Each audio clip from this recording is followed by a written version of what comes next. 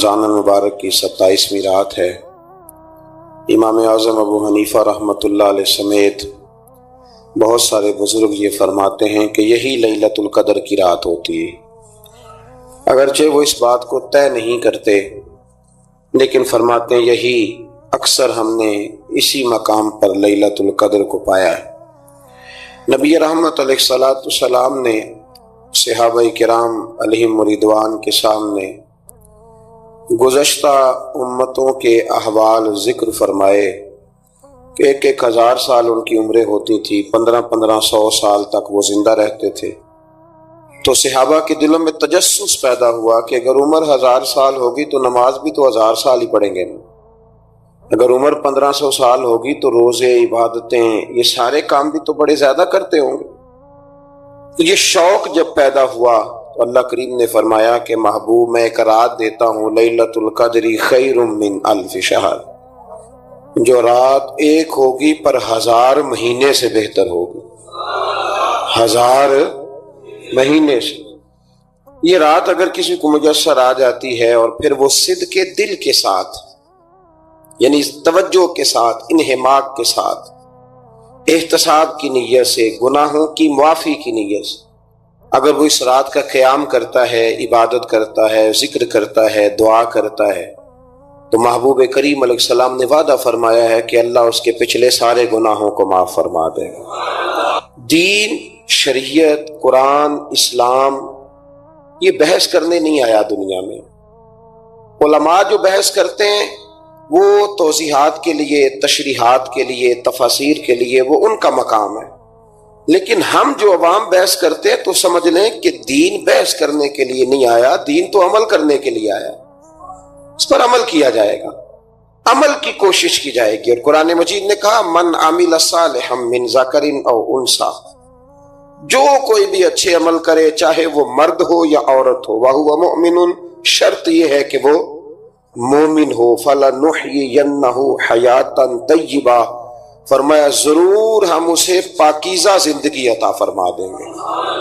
جو عمل والے لوگ ہوتے ہیں انہیں اللہ کون سی زندگی دیتا ہے؟ حیات طیبہ، پاکیزہ زندگی۔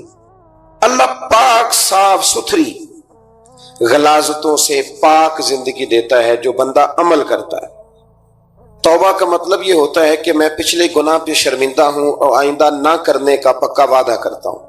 انسان ہے، وعدے کے باوجود بھی کہیں غلطی کر لیتا ہے تو اللہ معاف کرنے والا ہے، لیکن وہ ساری رات روتا رہا، ہر مسجد سے چیخنے کی آواز آئی، اس نے ساری رات مسجد میں رو کے گزاری، لیکن جھوٹ چھوڑنے کا اس کا ارادہ ہی کوئی نہیں۔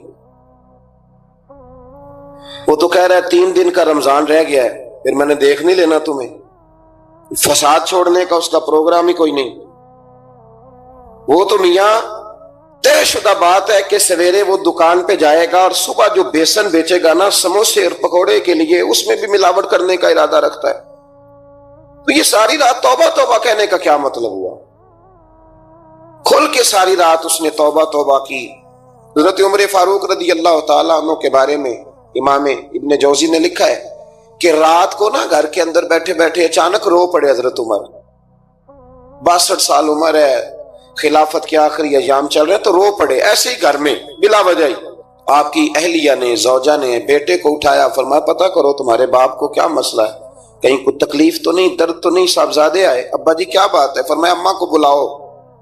سب لوگ جمع ہو گئے تو جناب عمر فاروق رضی اللہ تعالیٰ عنہ فرمانے لگے کہ بیٹھو میرے ارد گرد۔ سب بیٹھ گئے تو فرمانے لگے آج جب میں مسجد سے نکلا تھا تو میرے نبی پاک کے سچے صحابہ، سچے رسول کے سچے صحابہ، حضور کے سچے غلام یہ کہہ رہے تھے کہ عمر بڑا ہی اچھا ہے، عدل والا ہے، انصاف والا ہے۔ تو ابا جی اس میں رونے والی کیا بات ہے؟ تو فرمانے لگے ڈر یہ لگتا ہے کہ باہر تو میں اچھا تھا، کہیں گھر میں تو نہیں کوتاہیاں کرتا رہا۔ میری بات پہ توجہ کرنا، کہیں گھر میں آپ باتیں سن لیں تو شاید جتنی میں کرتا ہوں دوسرا کاری کوئی نہ سکے، لیکن جب عمل کے راستے پہ ہم نکلتے ہیں تو وہ مسدود ہے، وہ بند ہے۔ عمل کس نے کرنا ہے؟ آپ کوئی آیت پڑھیں تو یہاں غلطی نکالنے والے 20 لوگ مل جائیں گے، 20 لوگ، لیکن اس آیت پہ عمل کرنے والے کتنے ملیں گے؟ تو حضرت عمر فاروق رو رہے تھے، کہنے لگے کہیں تمہارے حقوق تو نہیں پامال کرتا رہا؟ تو آپ کی اہلیہ نے جب سنا تو وہ کہنے لگی عمر مجھے تو بڑا پرانا شکوہ ہے، آپ کا جاہ و جلال اتنا تھا میں بات نہیں کر سکی۔ عمر تم نے سارا دن مسجد میں گزار دیا اور ساری رات نقاب اوڑھ کے مدینے کی گلیوں میں گزار دی، میں تو زندگی کی کوئی خوشی دیکھ ہی نہیں سکی۔ چاہ تو میرے اندر بھی تھے نا کہ میرا شوہر کچھ گھڑیاں بیٹھتا، کہیں مجھے لے کے جاتا، تو میں تو کچھ نہیں دیکھا، مجھے بڑا شکوہ ہے۔ تو حضرت عمر کہنے لگے چل اللہ کی رضا کے لیے معاف کر دے۔ بھئی معافی بیوی سے نہیں مانگی جا رہی، معافی اپنی غلطی کی مانگی جا رہی، یہ سمجھ لیں۔ بیوی کے لیے تو خاوند کا بہت بڑا مقام ہے نا، لیکن یہاں غلطی کس بات کی ہے؟ اپنی کمزوری پر غلطی کا اعتراف کر کے معذرت کا سوال کیا جا رہا ہے۔ تو حضرت عمر کہنے لگے معاف کر دے، تو اہلیہ کہنے لگی میں نہیں معاف کرتی، میری شرط پوری کریں۔ فرمایا وہ کیا؟ فرمانے لگی قیامت میں جب اللہ آپ کے لیے جنت کا حکم دے گا تو آپ میری سفارش کریں گے اللہ کی بارگاہ میں؟ سفارش کریں گے یا اللہ مجھے کپڑے دھو کے دیتی تھی، میری عزت کی حفاظت کرتی تھی، میرے بستر کو پاک رکھتی تھی، کہیں گے؟ تو حضرت عمر فرمانے لگے تیرے ساتھ وعدہ رہا، رب نے اگر عمر کو اپنے فضل، اپنے کرم اور اپنے محبوب کے صدقے جنت دی تو عمر تیرے بغیر جنت میں نہیں جائے گا۔ عمل کا رستہ، عمل کا رستہ دیکھیں نا، 2 دفعہ استاد بات کرتا ہے، 2 دفعہ، اور کوئی زیادہ، ایک تو ہے نا کہ ایم اے اور جناب ایم ایڈ اور ایم فل اور پھر پی ایچ ڈی قسم کا استاد، ایک وہ جو matric P T C teacher ہے نا، وہ 2 دفعہ اسٹوڈنٹ کو کام کہے تو تیسری دفعہ وہ ناراض ہو جاتا ہے، کہتا ہے میں 2 دفعہ کہا ہے۔ بچے کو آپ 2 دفعہ کہتے ہیں اور اگر تیسری دفعہ کہنا پڑے تو غصہ آتا ہے نہیں آتا؟ بھئی تو نے اتنی دفعہ کہا تو سمجھ نہیں رہا بات کو۔ اور اگر اللہ کریم قرآن مجید میں سینکڑوں دفعہ کہے نماز پڑھو، سینکڑوں دفعہ، اور یہ بہانے کر رہا ہے، یہ بھی پروگرام بنا رہا ہے، پھر کہتا ہے میں بے چین رہتا ہوں، میں بے قرار رہتا ہوں۔ عمل کا رستہ اس کو اختیار کریں، آپ سکون میں رہیں گے۔ بد عمل آدمی اور بے عمل آدمی یہ ہمیشہ پریشان رہتے ہیں، ہمیشہ۔ عمل کریں، توبہ کریں تو پھر بدل جائیں، پھر تبدیلی آئے، اور یہ کوئی مشکل کام نہیں، جو بدلنے والے تھے وہ بدل گئے، بڑا کچھ کرتے تھے پر پھر وہ لوگ بدل گئے۔ حضرت فضالہ رضی اللہ تعالیٰ عنہ کہتے ہیں کہ میں بڑا دلدادہ تھا عورتوں کا، اور میرا ماحول یہ تھا کہ میں قتل بھی کر لیتا تھا، معاذ اللہ چوری بھی کر لیتا تھا، اور رات میری طبیعت تھی معاذ اللہ نئی سے نئی عورت کے پاس جانا۔ کہتے ہیں ابو جہل نے اعلان کیا کہ جو نبی پاک علیہ السلام کا سر اقدس معاذ اللہ کاٹ کے لائے گا، نقل کفر کفر نہ باشد، 100 سرخ اونٹ انعام ملے گا، تو میں نے ارادہ کر لیا کہ میں بہت سارا انعام حاصل کروں گا۔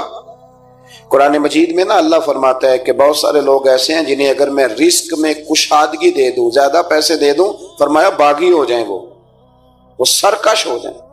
یہ بہت سارے لوگوں کو جو اللہ تبارک و تعالیٰ اعتدال میں رکھتا ہے تو یہ ان کے لیے بہتر ہے۔ ہر بندہ دولت کے ہوتے ہوئے نیک ہو سکتا، تو یہ اللہ اگر رکھتا ہے نا اعتدال میں تو شکر کرے اللہ کا، ورنہ تو لوگ عیاشیاں کریں، پتہ نہیں کیا کچھ کر گزرے۔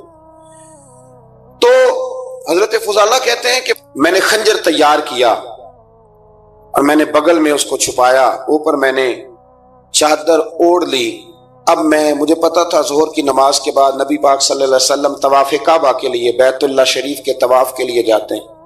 کہتے میں بھی اس طرف بڑھا، رستے میں نا وہ خاتون جس کے گھر میں نے رات آنا تھا، میں نے دروازے پہ دستک دی، میں نے کہا کہ تیار رہنا، تیار رہنا، آج میں بڑے پیسے لے کے آؤں گا۔ اسے میں نے یہ کہا اور پھر میں چلا گیا بیت اللہ شریف کا طواف کرنے۔ کہتے ہیں اللہ کے محبوب بھی طواف کر رہے تھے تو میں نے بھی طواف شروع کر دیا۔ ارادہ یہ تھا کہ جہاں نبی پاک علیہ السلام میرے قریب سے گزریں گے تو موقع پا کر میں حضور کے جسم اقدس پر خنجر کھونپ دوں گا اور معاذ اللہ شہید کر دوں گا۔ کہتے ہیں حضور ایک دفعہ بھی میرے پاس سے گزرے تو میں ہمت نہ کر سکا، دوسری دفعہ بھی پاس سے گزرے تو میں ہمت نہ کر سکا، تیسری دفعہ بھی گزرے تو میں ہمت، نبی کریم صلی اللہ علیہ وسلم 2-3 دفعہ گزرے تو فرماتے ہیں کہ مجھے موقع نہ ملا، اس لیے کہ حضور فرماتے ہیں اللہ نے روب کے ساتھ میری مدد فرمائی، دشمن پر میرا روب طاری ہو جاتا۔ فرماتے ہیں جب چکر پورے ہو گئے تو محبوب کریم نہ چھٹے چکر پہ فرمانے لگے فضالہ چکر ایک رہ گیا ہے، بے خبر ہو جو غلاموں سے وہ آقا کیا ہے، ایک پھیرا رہ گیا ہے۔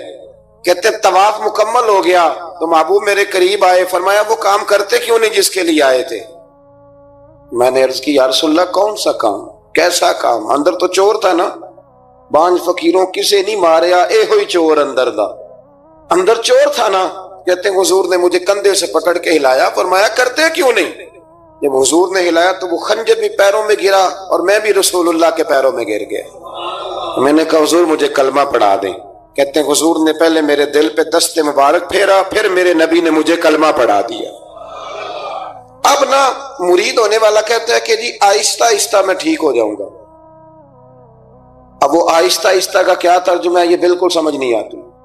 بھئی کسی بندے سے 5 لاکھ روپیہ لینا ہے تو اس سے وہ کہتا ہے جی میں آہستہ آہستہ دوں گا، 500 روپیہ دے دیا کروں گا روز کا، تو کہتے ہیں میری رقم خراب ہوتی ہے، پورے دو۔ اور نیکی کی بات جب آتی ہے تو کہتے ہیں حضرت صاحب دین اتنا سخت نہیں ہے، میں آہستہ آہستہ ٹھیک ہو جاؤں گا۔ اب میں مغرب عشاء پڑھنی شروع کر دیا میں نے، اب میں تسبیح لے لی ہے، کل میں نے بھی آہستہ آہستہ میں ٹھیک ہو جاؤں۔ یعنی رقم لینی ہو تو وہ آہستہ آہستہ قبول نہیں ہے، لیکن اور مکان کی رجسٹری اگر کرانی ہو تو مالک مکان کہے گے آہستہ آہستہ کرا لو، کہتے ہیں پیسے پورے دیے، سویرے چل اور بیان دے۔ یہ کیا بات ہوئی؟ یہاں یہ جو ہمارا ماحول تھا نا کر لیں گے ہو جائے گا، یقین کریں لوگ قبروں میں چلے گئے ہیں پر مسجدوں میں نہیں آئے۔ ہر کام سے لوگ ریٹائر ہوئے پر گناہوں سے ریٹائر نہیں ہوئے، آخر تک تباہی اتر گئی لیکن لوگ بدلنے کو تیار نہ ہوئے۔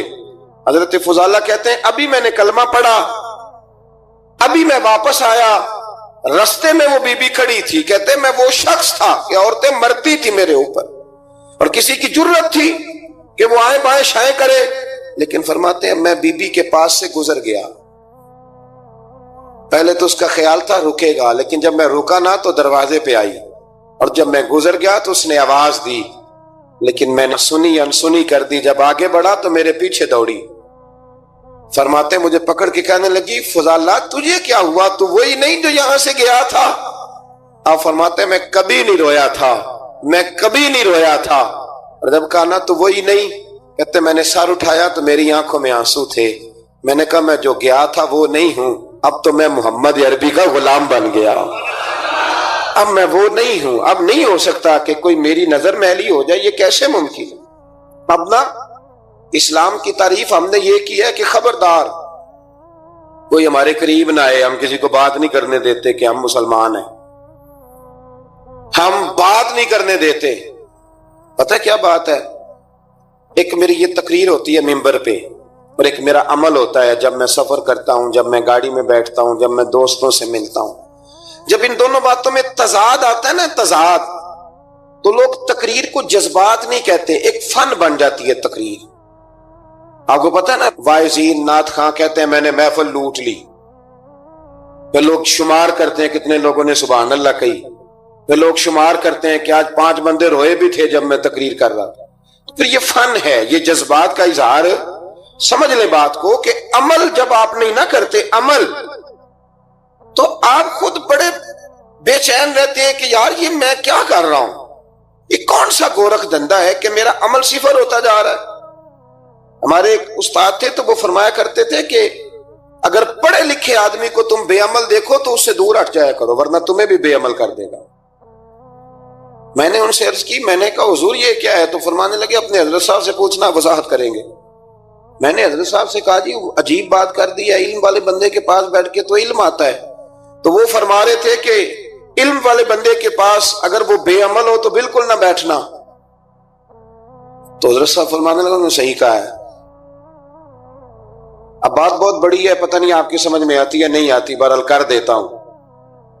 پڑھا لکھا بندہ اگر بے عمل ہو تو اس کے پاس، تو میں نے کہا حضور کیوں؟ فرمانے لگے اس لیے کہ وہ اپنی بے عملی پر بھی دلائل دے گا، وہ بے عملی پر بھی دلیلیں قائم کرے گا کہ یہ وجہ ہے تو اس لیے میں ایسے کر رہا ہوں۔ تو چونکہ وہ بے عمل ہے اور ہے پڑھا لکھا، نبی کریم صلی اللہ علیہ وسلم کے غلام نہ پل بھر میں بدل جاتے تھے۔ اور اللہ تعالیٰ بھی نا بڑے موقع دیتا ہے ہمیں، بڑے موقع۔ حضور نے فرمایا جس نے ایمان اور احتساب کی نیت سے روزے رکھے وہ نئی زندگی کا آغاز کرے، اس لیے کہ اللہ نے اس کے پچھلے سارے گناہ معاف فرما دیے۔ میرے نبی کریم علیہ الصلوۃ والسلام نے فرمایا جو شخص بیمار ہو گیا، مریض ہو گیا، اور نسائی شریف میں فرمایا کہ 3 دن تک بستر پہ رہا اور اس نے شکوہ نہ کیا اللہ کا، اور جب وہ شفا یاب ہو کے بستر سے اٹھا ہے نا، تب اللہ نے اس کے پچھلے سارے گناہ معاف فرما دیے۔ اور فرمایا جو حج کرنے گیا، حج کر کے واپس آیا، اللہ کے حبیب فرماتے ہیں یوں سمجھے کہ میں آج ہی ماں کے پیٹ سے پیدا ہوا ہوں۔ بڑے موقع اللہ نے دیے، بڑے موقع، بڑے سارے موقع عطا فرمائے کہ میں تیرے پچھلے گناہ معاف کر دوں گا، تو بھی تو نئی زندگی کا آغاز کرنا، تو بھی تو شروع کرنا نئے سرے سے، تو بھی تو بدل کے آنا، تو بھی تو اپنے اندر تبدیلی پیدا کرنا۔ سالوں بیت گئے، ہمیں سالوں بیت گئے، تقریر کرتے، تقریر سنتے، قرآن سنتے، پورا قرآن سنتے، ترجمہ اور تفسیر لوگوں نے پڑھ پڑھ کے بڑا جگہوں پہ لوگ دلائل دیتے، بات کرتے۔ کب وہ وقت آئے گا جب ہم عمل کریں گے؟ تھوڑا مجھے سفر کرنا پڑتا ہے، دنیا میں گھومتا رہتا ہوں، تو کچھ چیزیں ایسی ہوتی ہیں جو کبھی کبھی انوکھی ہو جاتی ہیں۔ میں ایک جگہ پہ تھا تو وہاں 4 5 6 عمرے کے ٹکٹ تھے محفل میں، تو ہمارے آپ کو پتہ ہے نا وہ جو دلیلوں والے لوگ ہیں ان بیچاروں کو بھی کوئی دلیل نہیں ملتی۔ تو ایک صاحب مجھے کہنے لگا جی عمرے کا ٹکٹ دینا جائز ہے قرآن اندازی کر کے؟ میں نے کہا یار چلو جائز ہی رہنے دو، تیری مہربانی، کہ اب اس پہ بھی اعتراض آ گیا ہے۔ میں نے کہا 100% جائز ہے، کوئی اس میں کوئی ایسی بات نہیں ہے، لیکن اندازی تو شروع ہو گئی جو حدیث میں نہیں آئی، عمرے کے ٹکٹ والی ہے جائز، اور نبی پاک نے جس قرآن اندازی کا کہا تھا وہ کب ہوگی؟ حضور نے فرمایا تمہیں پہلی صف کے ثواب کا پتہ چل جائے تم قرآن اندازی کرو، وہ کس دن کرنی ہے، کس مسجد میں ہوتی ہے؟ حضرت عبداللہ ابن مسعود فرماتے ہیں تمہیں پتہ چلے اذان کا ثواب کتنا، تم قرآن اندازی کرو۔ کب کرنی ہے؟ کون پڑھے گا اذان؟ کون یہ آگے بڑھ کے کام کرے گا؟ بھئی جو قرآن اندازی حدیث میں ہے وہ کب ہوگی؟ یہ تو قرآن اندازی شروع ہو گئی اور ہو رہی ہے، اب تو لوگ جہیز دینے لگے ہیں قرآن اندازی کر کے، یہ ماحول بن گیا۔ دین عمل کرنے کے لیے آیا ہے، جو حکم میرے نبی پاک کے غلاموں کو ملا انہوں نے عمل کر کے دکھایا، انہوں نے عمل کر کے دکھایا، وہ عمل کے میدان کے لوگ تھے۔ حضرت ابوبکر صدیق سے زیادہ روایات مروی نہیں ہیں، اگر ڈھونڈنے نکلو گے تو زیادہ قول نہیں ملیں گے ان کے۔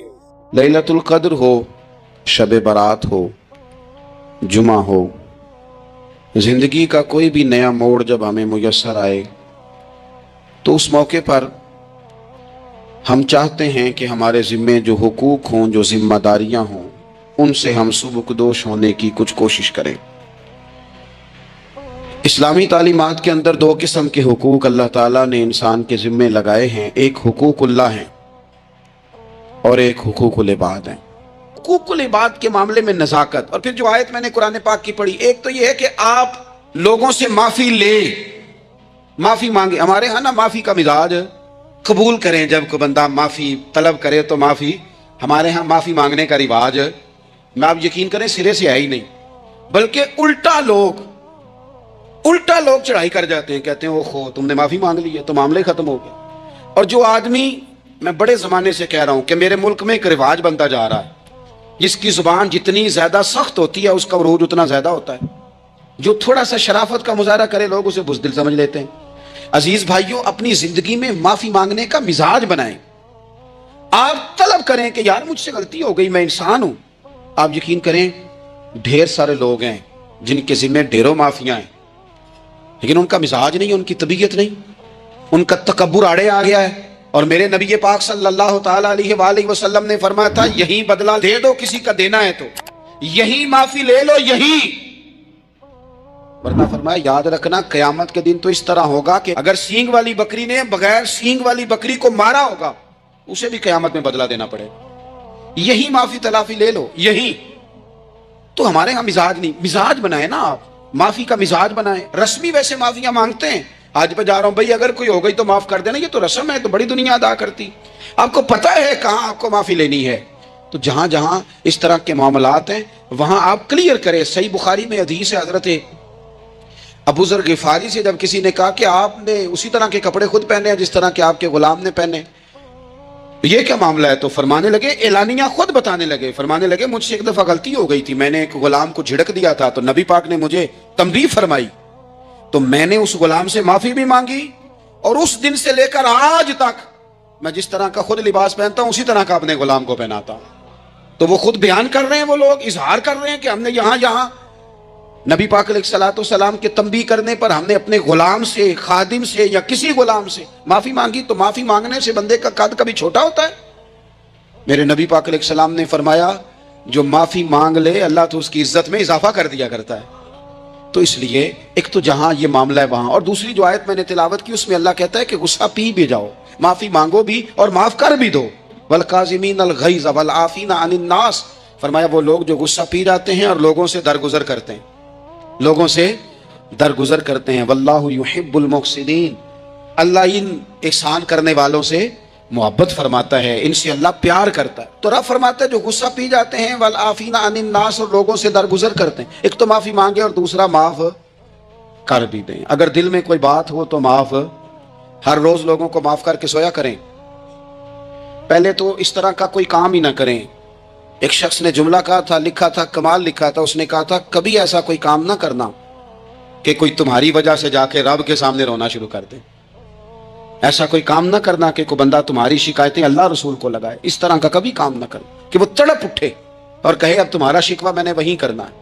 کچھ لوگوں کی شکایتیں کرنی پڑتی ہیں، اللہ رسول کی بارگاہ میں بھی، اپنے مشائخ کی بارگاہ میں کر دیتے ہیں. بعض اوقات انسان وہ بے بسی کے عالم میں کرے یا بہت زیادہ تکلیف اسے سہنی پڑے تو تب کرے، ہو جاتا ہے.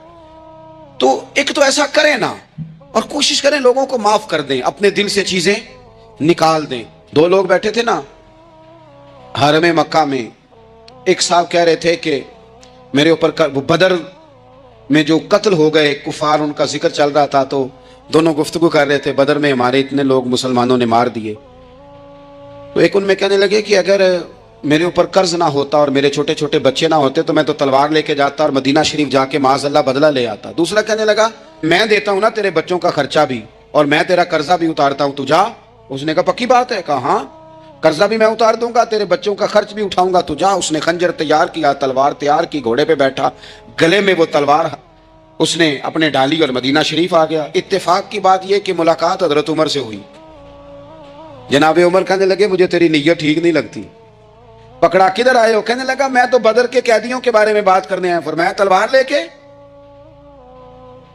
کے چل تجھے حضور کے پاس لے کے جاتا ہوں. نبی کریم کی بارگاہ میں لے گئے تو حضور فرمانے لگے کیسے آئے ہو، کیسے آنا ہوا؟ کہنے لگے جی میں تو بدر کے جو قیدی آپ کے پاس ہیں ان کی بات کرنے آیا تھا. تو حضور فرمانے لگے چل پھر باقی کی میں سناؤں. خیال آیا مسلمان نیک و بد پہچان جاتے ہیں، محمد آدمی کے دل کی باتیں جان جاتے ہیں صلی اللہ تعالی علیہ وسلم. فرمایا میں سناؤں؟ حضور کیا؟ فرمایا تم اور فلاں بن فلاں وہاں بیٹھے ہوئے تھے نا حرم مکہ میں فلاں پہاڑ کے ساتھ ٹیک لگا کے، اور تم نے یہ کہا تھا نا کہ قرضہ نہ ہوتا، بچے چھوٹے نہ ہوتے تو بدر کے مقتولین کا میں بدلہ لیتا. یہ سارا کچھ طے کر کے پھر آئے ہو تلوار لے کے، اور یہاں کہتے ہو میں قیدیوں کے بارے میں بات کرنے آیا تھا. اس کے تو پسینے چھوٹ گئے، وہ تو بے حال ہو گیا. اس نے کہا اس کا تو سوائے اس کے اور میرے کسی کو نہیں پتا. اگر آپ کو پتا چل گیا ہے تو پھر آپ اللہ کے سچے رسول ہیں. تو حضور اگر آپ کو پتا چل گیا ہے کہ میں قتل کرنے کے ارادے سے آیا ہوں، میں معاذ اللہ بدلہ لینے آیا ہوں، اللہ کرے آپ کو سمجھ آئے میری بات کی. یعنی ایک تو یہ ہے کہ بندہ وہ پکڑا گیا ہے، اور ایک یہ کہ کسی کو پتا چل گیا ہے کہ یہ اس کام آیا ہے. پھر لوگ جب معافی دیتے ہیں تو بڑی کہانیاں سنا کے دیتے ہیں، ایسے نہیں دیتے. حضور اب آپ کو پتا چل گیا ہے تو کیا کریں گے؟ تو حضور فرمانے لگے تو بتانا تیرے ساتھ کیا کریں. اس نے کہا کہ میں نے سنا ہے آپ معاف بڑا کر دیتے ہیں. یعنی یہ گھر سے کوئی پیار کرنے نہیں آیا، پھولوں کا گلدستہ لے کے نہیں آیا، تلوار لے کے آیا، لیکن یہ میرے محبوب کا حوصلہ ہے. اور آیا بھی عین مسلمانوں کے بیچ ہے، جو چاہیں اس کے ساتھ کر سکتے ہیں. اس نے کہا معاف کر دیں، تو حضور نے فرمایا جا میں نے معاف کیا. حضور نے معاف کیا. وہ کہتا حضور معاف کر رہے تھے اور رب میرے دل میں ایمان کو تازگی عطا فرما رہا تھا. हुजूर ने माफ किया और मैंने कलमा पढ़ना शुरू कर दिया। हम माफी नहीं देते, कभी कभी सुलह तो कर लेते हैं, सुलह हो जाती है, पंचायत में सुलह हो गई, फिर लड़ाई हुई, फिर बात शुरू से शुरू हो गई, क्योंकि हमने माफी, फिर वो बात शुरू हो गई 1955 से, तू वो भी आखिया सी, तू ऐ भी कीता सी, वो बनने वाली गल याद ही, वो फिर ओ बस कर यार, कुछ भूले भी तो। बच्चे पता क्यों खुश रहते हैं? आपको पता है बच्चे क्यों खुश रहते हैं? बच्चों को बात भूल जाती है, इसलिए बच्चे, अम्मा ने इधर 2 थप्पड़ मारे 3-4 मिनट पहले, और अगले 5 मिनट में अम्मा ने फिर माथे का बोसा लिया तो भूल गई बात। अल्लाह करे कोई थोड़े थोड़े बच्चे भी बन जाएं। ये जो बहुते सियाने हैं ना, इनका भी अल्लाह ही हाफिज है, अकल ज्यादा आ गई है ना। इसलिए इकबाल जैसे लोगों ने कहा था, आखिरत की गुत्थियां सुलझा चुका हूं, या रब मुझे साहिबे जुनू कर दे, साहिबे जुनू कर दे, साहिबे अल्लाह कोई थोड़ा सा मुझे मजनून भी बना। ये ज्यादा अकल तो किसी काम की रही नहीं, पागल कर दी, पागल कर दी। बहुत सारे लोग ऐसे हैं ज्यादा समझदार होते हैं, लिहाजा माफी देने को तैयार है, माफी दें। जब कोई माफी का मुतालबा करे तो उसे माफी, सबसे मुश्किल काम होता है लंबी लिस्ट वाले दुश्मन को माफ करना। लिस्ट जिसकी लंबी हो ना गलतियों की, एक आध गलती तो माफी हो जाती है। कुछ लोगों की लिस्ट भी बड़े कुछ आदि मुजरम भी होते हैं, लिस्ट लंबी होती है, उनको माफी देना भी थोड़ा सा मुश्किल होता है। लेकिन कमाल भी ये है कि जिसकी लिस्ट लंबी हो उसे यक जुम्बश कलम बंदा माफ कर दे, को छुट्टी हो गई, जा तुझे माफ किया। और ये हमें क्यों करना चाहिए कि मेरा रब भी ऐसे करता है, मेरा रब भी ऐसे, वो गिनवाता तो नहीं ना, ये भी किया, ये भी किया, ये भी किया। हुजूर फरमाते हैं, जरा सुनना हदीस, हुजूर फरमाते हैं कुछ लोगों पे अल्लाह करम की चादर डाल के ना क़यामत वाले दिन, यहां भी उसने पर्दा रखा था तो वहां भी करम की चादर उन पे डलेगी। तो अल्लाह फरमाएगा ये गुनाह किए तो छोटे छोटे गुनाह उसके गिनवाए जाएंगे, ये अब वो डरेगा, चूंकि पता तो सारा है ना सरदार नो की थी, अब वो डरेगा, छोटे छोटे गुनाह उसके गिनो, तो उसका ख्याल है बड़े बड़े भी ना सामने आ जाए, छोटी छोटी गलतियां उसकी गिनवाई जा रही हैं, जो डर रहा है, कांप रहा है। कुर्बान जाए नबी पाक के लफ्जों, कुछ गल्लां अजइयां ने कुरान पाक च, अजइयां ने, ये ना मेरी दादी कहा करती थी, मेरी अम्मा कहा करती थी, कुछ काम अजय ने, कुछ गल्लां अजइयां ने कि उत्थे दिल करदा सफा बंद हो जाना है तो माफी हो जानी, यानी खत्म है ये बात, इससे आगे किसी ने सवाल पूछना ही नहीं। छोटे छोटे गुनाहों का अल्लाह तज़किरा फरमाए, ये किया, ये किया, ये किया, या अल्लाह हो गया। अब बंदा डर रहा है कि बड़े बड़े भी सामने आ जाएंगे, लेकिन छोटे गुनाहों पे ही फुल स्टॉप लगा के ना, तो रब फरमाएगा ये जो तेरे गुनाह है ना, इसके बदले तुझे नेकियां दी जा रही है। तूने सच्ची तौबा की थी तो इन गुनाहों को बदल के नेकियां बनाया जा रही हैं। पहले डर रहा था, हुजूर फरमाते हैं, अब फटाफट बोल पड़ा, कहने लगा या अल्लाह मैंने तो बड़े बड़े भी किए हैं। यानी अगर छोटों की नेकियां बन गई है तो वो पाप किधर है, बड़े बड़े वो मेरे किधर हैं। करीम ये बात कर रहे हैं और सहाबा रो रहे हैं, मैंने तो बड़े बड़े भी किए हैं, बड़े बड़े किधर हैं। अल्लाह ताला बंदों को माफ फरमाता है, रब अपने बंदों को वो माफ करता है। अगर अल्लाह माफ न करे तो जितने जुर्म हमारे रब को हमारा पता है, बताओ सवेरे रोटी मिले, सांस मिले, शऊर कायम रहे, जब मालिक इतना माफ करता है तो हम उसके बंदों को क्यों नहीं माफ करते? कर दे माफ। पक्के लोग खड़े थे, पक्के दुश्मन खड़े थे फतेह मक्का के दिन हुजूर के सामने। और कुछ लोग ऐसे होते हैं जिनसे उम्मीद नहीं होती, अपने होते हैं कि ये वाला जुमला, और बंदा कहता है यार तुझे तो नहीं ना कहना चाहिए था, कोई और कहता मुझे। कहते हैं, ये ना समझें कि लोग कहते नहीं, कहने वाले ये बात ही आप छोड़ दें कि कोई आपको कुछ कहेगा नहीं, ये छोड़ दें। मखलूक तो इस तरह की बात ढूंढ के लाती है कि इंसान परेशान हो जाता है कि यार मैं ये कर सकता था, मैंने किया नहीं, और जो मैंने किया नहीं वो तूने मेरे खाते डाल दिया है। ऐसे लोग सामने खड़े हो गए फतेह मक्का के दिन कि जिनके चेहरों से उनकी ज्यादतियां अयां हो रही थी, उनके जुल्म छलक रहे थे चेहरों से। हुजूर के सामने खड़े हैं, कांटे बिछाने वाले भी, रोड़े मारने वाले भी, गले में रस्सियां डाल, सारे खड़े हैं। हुजूर ने फरमाया बताओ तुम्हारे साथ क्या सलूक करूं? उन्होंने कहा आप करीम हैं। तो हुजूर ने पता क्या कहा?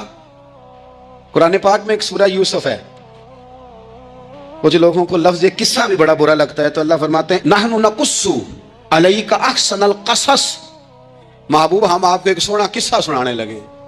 इसको अल्लाह ने किस्सा कहा, सोना किस्सा, सूरह यूसुफ को। तो सूरह यूसुफ क्या है भला, जरा अंदाज देखिए सूरह यूसुफ का।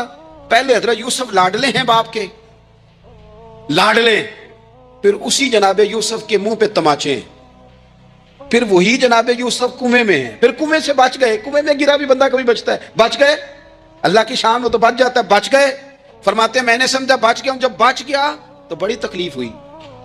بھائیوں نے کہا ہمارا غلام ہے، ہم نے بیچنا ہے. سگے بھائیوں نے بیچا، جو باپ کی طرف سے سگے تھے بیچا.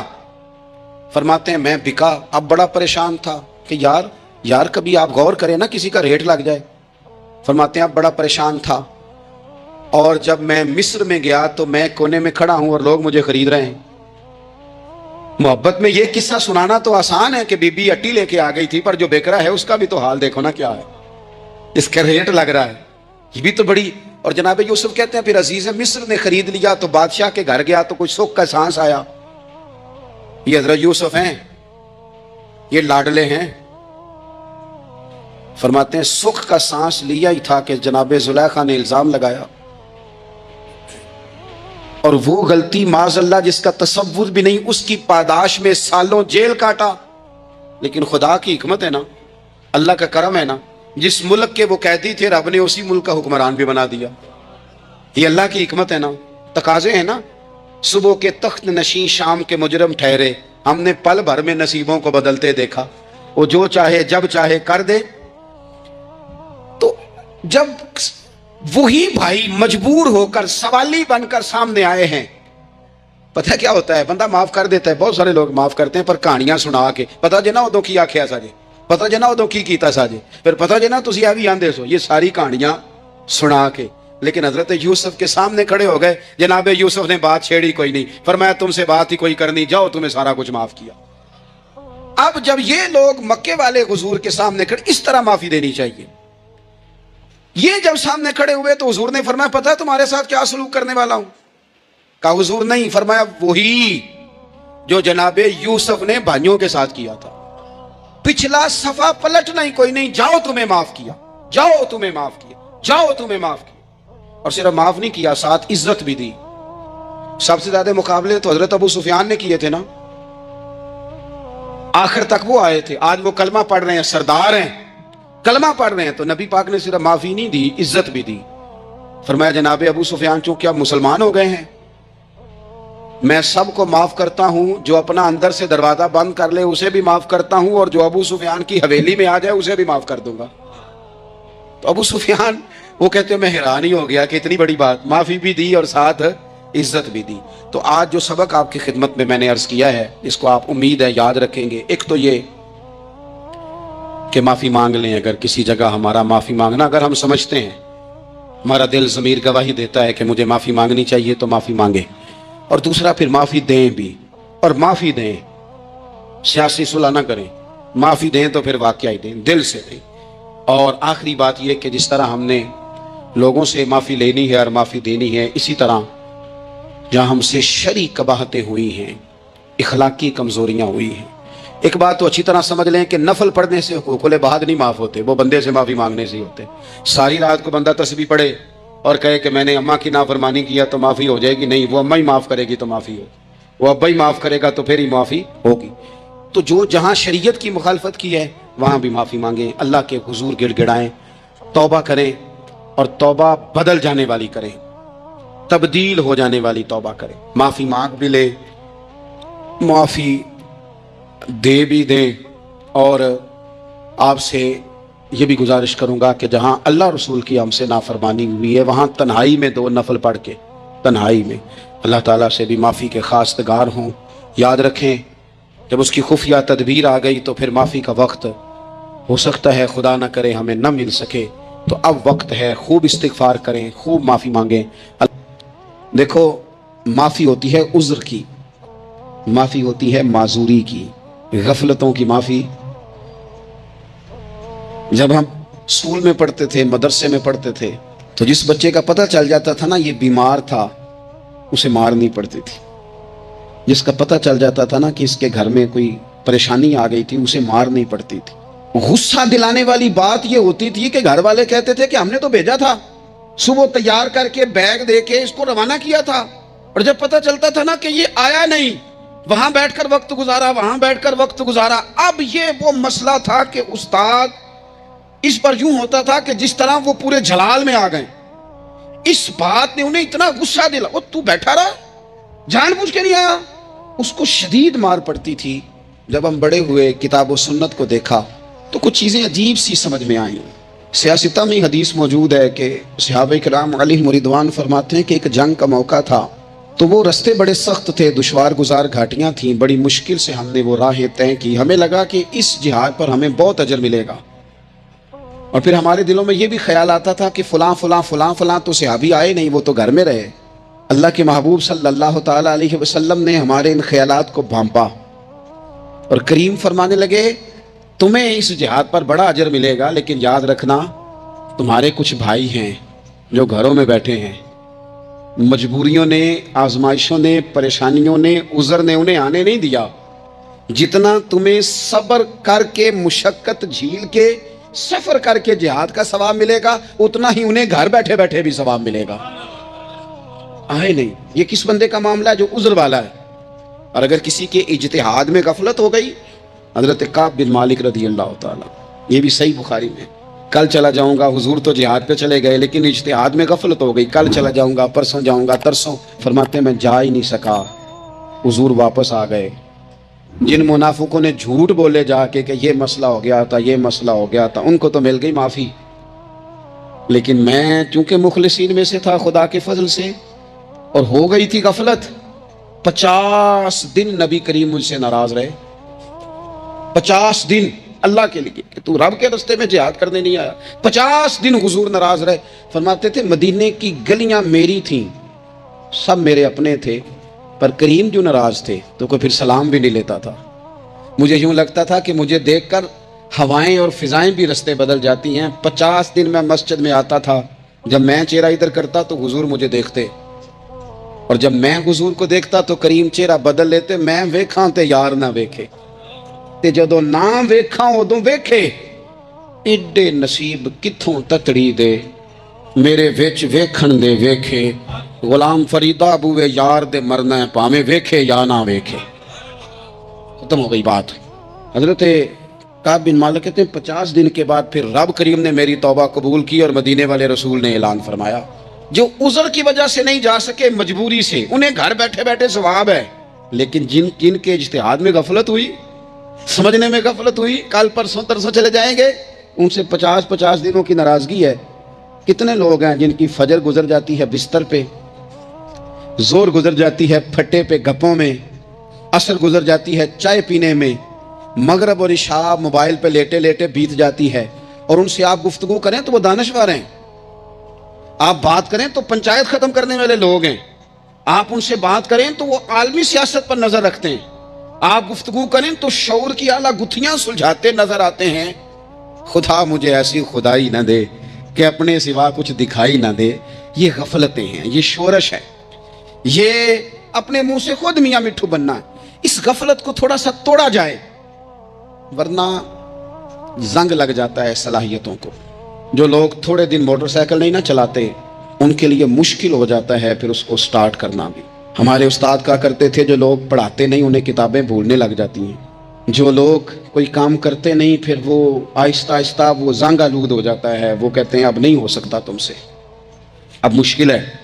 سجنوں، دوستوں، بزرگوں، بھائیوں، جو لوگ شروع میں عبادتوں کے عادی نہیں ہوتے، وقت ضائع کرتے ہیں، بڑھاپے میں دل کرتا ہے توبہ ہو جائے، لیکن اپنے ماتھے کو سجدے کی عادت ہی نہیں ڈالی، یہ جسم جھکنا اس کا عادی نہیں ہوا کہ رب کی بارگاہ میں جھکے، اس کا مزاج ہی نہیں تہجد پڑھنے کا، سارا کچھ ہو جاتا ہے۔ میں نے سیاست کرنے والے، پنچایت ختم کرنے والے، چودراہٹ کرنے والے، وزاداری رکھنے والے راتوں کو تہجد پڑھتے بھی دیکھے ہیں، میں نے قرآن پاک سے پیار کرتے دیکھے ہیں، میں گواہ ہوں بہت سارے لوگوں کا، یہ کام ہو جاتا ہے۔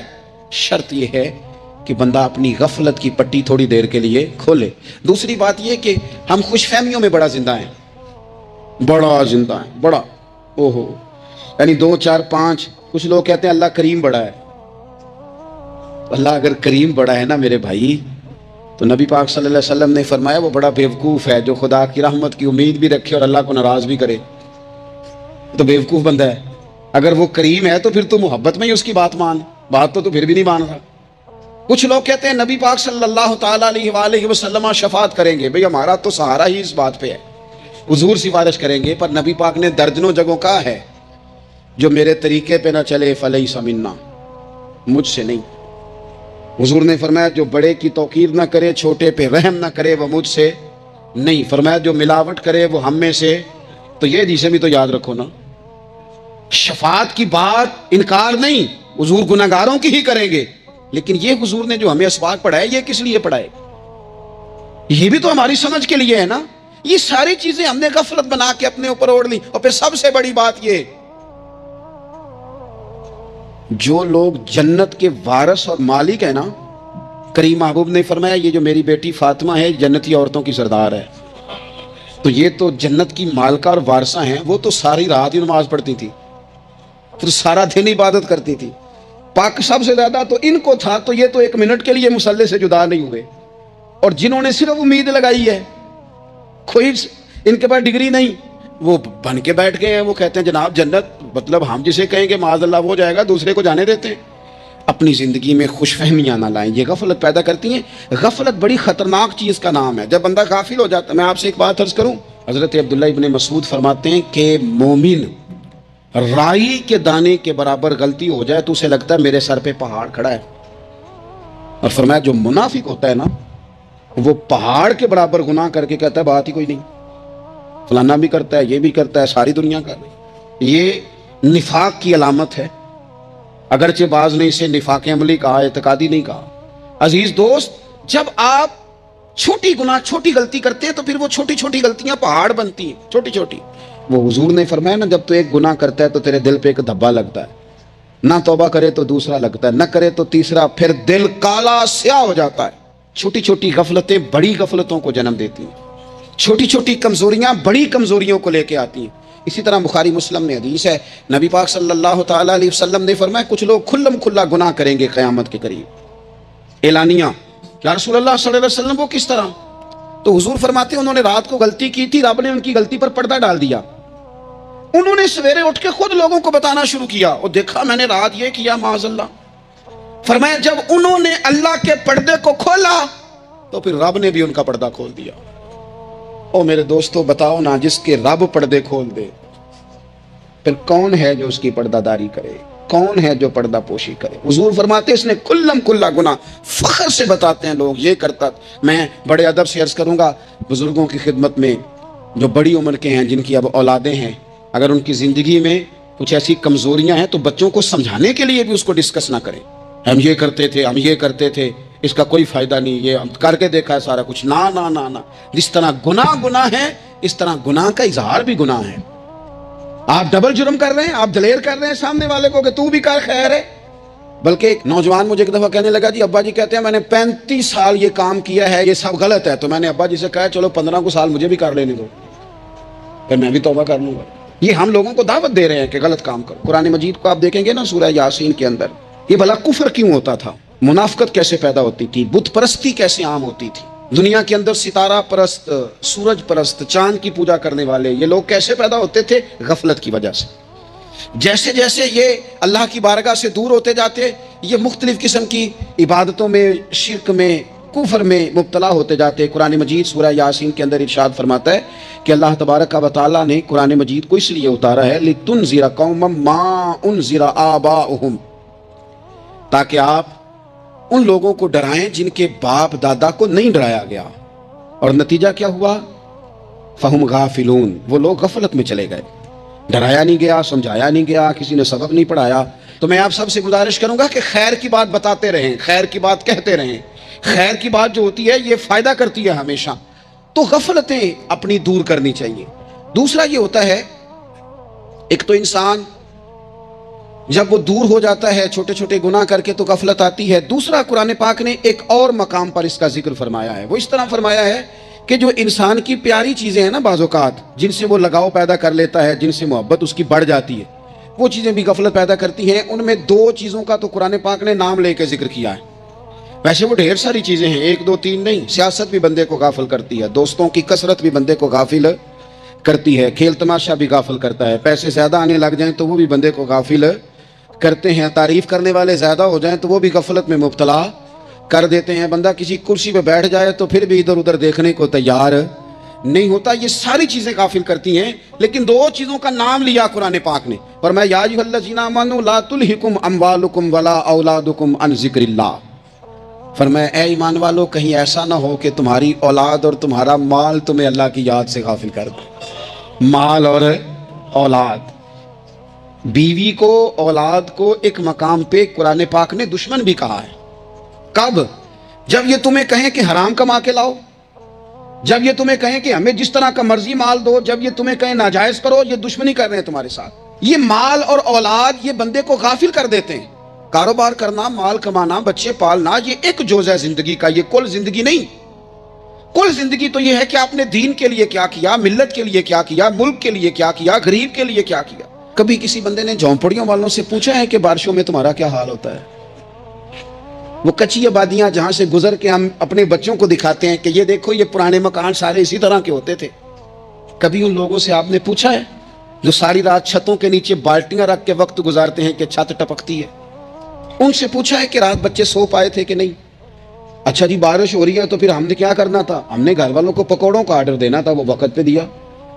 ہم نے کہا تھا کوکنگ آج اپنی. یہ کب ہوتا ہے؟ جب قومیں غافل ہو جاتی ہیں مال میں, مزوں میں, اپنی ذاتی زندگی کے پیچ و تاب میں, پھر وہ اتر کر دائیں بائیں دیکھنا پسند نہیں کرتی. اللہ فرماتے ہیں مال اور اولاد کہیں تمہیں اللہ سے غافل نہ کر دے, کہیں ایسا نہ کر بیٹھنا کہ تم اس میں الجھ جاؤ پوری طرح اور تمہیں صرف اور صرف اپنے بچے یاد رہ جائیں. تجارت کرنی چاہیے, لیکن ہم تجارت نہیں کرتے, بانی تاجر جاتے ہیں. ہر چیز کو تجارت کی نظر سے دیکھتے ہیں.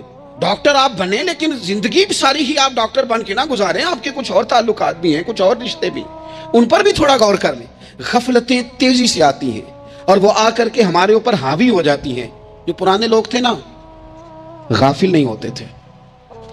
بڑے بڑے لوگ اپنے آپ کو کنٹرول کرتے تھے, دیکھتے تھے کہ یہاں کوئی چیز مجھ پہ حملہ آور تو نہیں ہو رہی, فلانی چیز کہیں میرے اوپر زیادہ قبضہ تو نہیں کر رہی. وہ پھر ان چیزوں سے اپنے آپ کو بچاتے تھے.